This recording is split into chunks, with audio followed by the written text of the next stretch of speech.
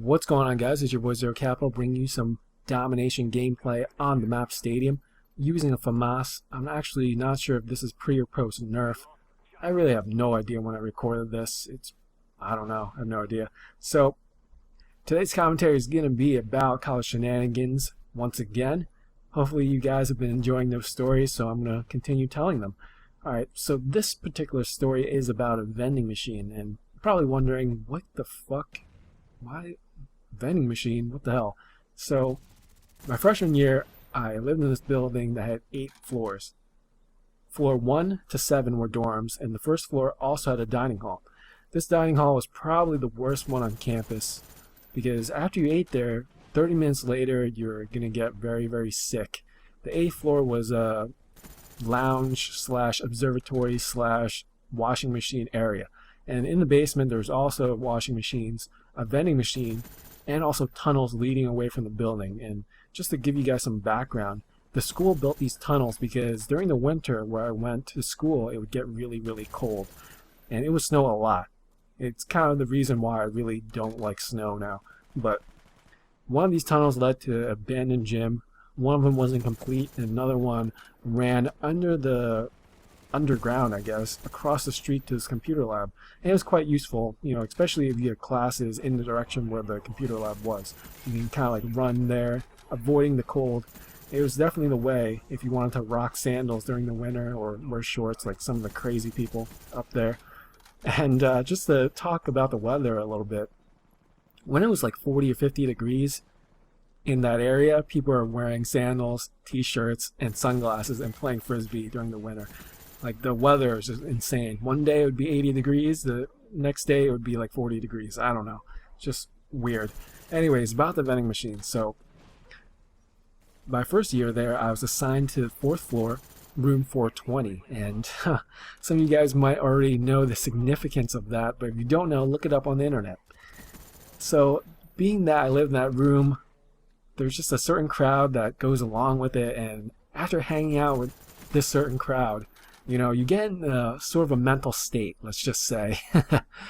And we're in this mental state, just walking around, hanging out, and we're kind of hungry.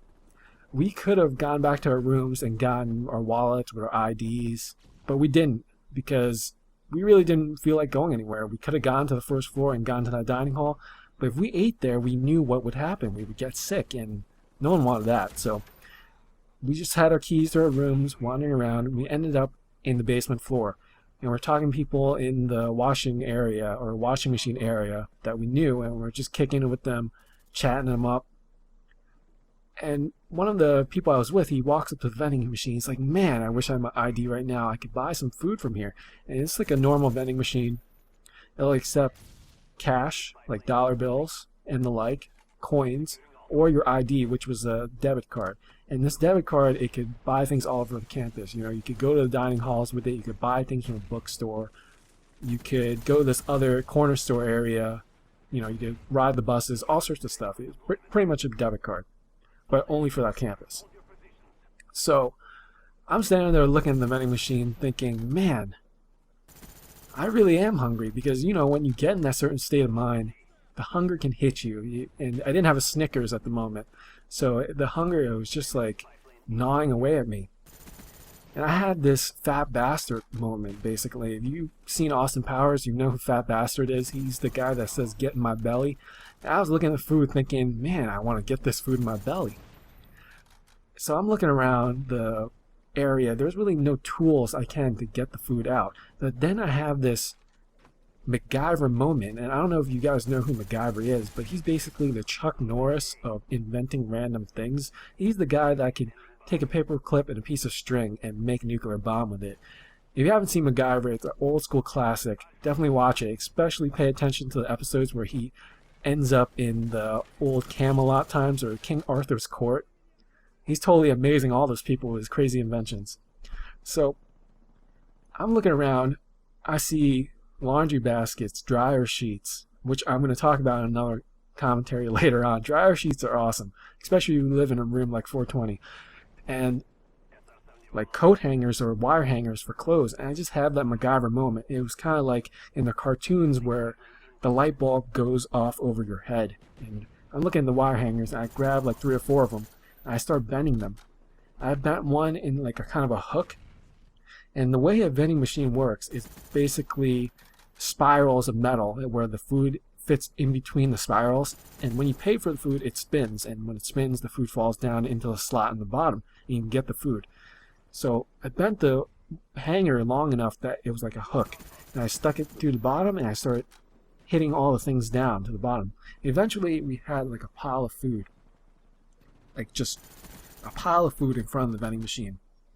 And we actually had a Scrooge McDuck moment. I don't know if you guys have seen DuckTales, but one of the people I was with, he just, like, I guess you could call it dolphin dived into the food because, you know, playing Black Ops, dolphin dive, whatever. He dived into the food, kind of like Scrooge McDuck's. And if you've seen DuckTales, you know exactly what I'm talking about. Scrooge McDuck was a character on the show where he had like a separate building full of money, and he would like swim in it. He had like a diving board. So the guy I was with, he like dolphin dived into the food. And after about 15-20 minutes, we had cleaned out the entire vending machine. And nothing really came with it. There was no cameras there or anything. We filled our stomachs. We were happy. I think we went back to another person's room to get into that state of mind once again. Because, you know, you got to refresh it after you eat. So the only thing I believe that happened was there was like signs posted everywhere. Whoever did that to the vending machine, don't do it again, blah, blah, blah. Because vending machines make a lot of money, if you guys didn't know. And I have this other story about vending machines. I'll do it in another commentary because it's kind of a little bit crazier. I'll call it Vending Machine Part 2, but I'm not going to tell it right now. So nothing really happened with it. We end up hanging out. We were like walking all over the place. Never got caught or anything. We ditched the wire hanger. I don't even remember where we ditched the hangers. I think we just like threw them down this hill. There was a hill behind the building where a lot of people used to go traying, and like traying is just sledding, but you do it on a dining hall tray, and that's something we used to do a lot. It was actually quite fun. And on the bottom of the hill there was another building. It was like the photography building, and it was off the ground a little bit. Actually, the time I did go traying, I went so far that I actually went under that building. And I was actually really scared because I thought I was going to hit my head on something under there, but I didn't, thankfully. And this is the end of this commentary. It's kind of wrapping up. Hope you guys enjoyed it. I believe I go 59-3 with 3 caps and 9 defends. And stay tuned for more, because more is definitely coming. And I'll definitely get to that vending machine part 2 in a future commentary. Alright, peace out guys.